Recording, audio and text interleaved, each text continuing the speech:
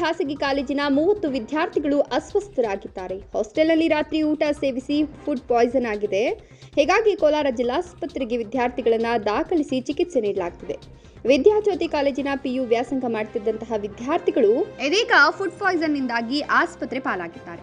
ಕೋಲಾರ ತಾಲೂಕಿನ ಬಸವನತ್ತ ಬಳಿ ಇರತಕ್ಕಂಥ ಕಾಲೇಜು ಇದಾಗಿದ್ದು, ತಡರಾತ್ರಿ ಹಾಸ್ಟೆಲ್ನಲ್ಲಿ ಈರುಳ್ಳಿ ದೋಸೆ, ಇಡ್ಲಿ, ಚಟ್ನಿ ಸೇವಿಸಿದಂತಹ ವಿದ್ಯಾರ್ಥಿಗಳು ಸುಮಾರು 50 ಜನ ವಿದ್ಯಾರ್ಥಿಗಳು ಹಾಗೂ ವಿದ್ಯಾರ್ಥಿನಿಯರು ಊಟವನ್ನು ಸೇವನೆ ಮಾಡಿದ್ರು.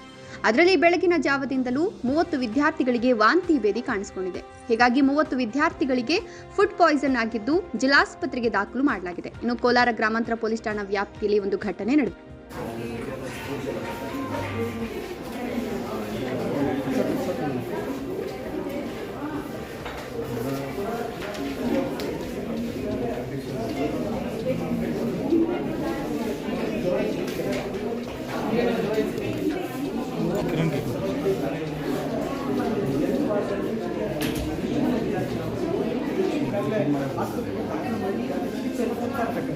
ಅದರಲ್ಲೂ ಆ ಕೋಲಾರ ತಾಲೂಕಿನ ಬಸವನತ್ತ ಆ ಒಂದು ವಿದ್ಯಾಜ್ಯೋತಿ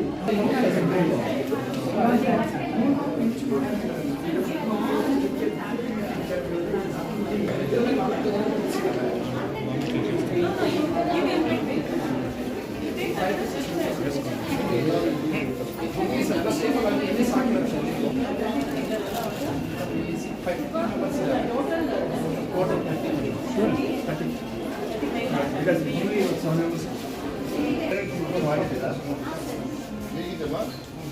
ಏನು ತೊಂದರೆ ಇಲ್ಲಲ್ಲ? ಹೊಟ್ಟೆ ನೋವಿದೆಯಾ? ಏನಾಗಲ್ಲ. ಇವ್ರು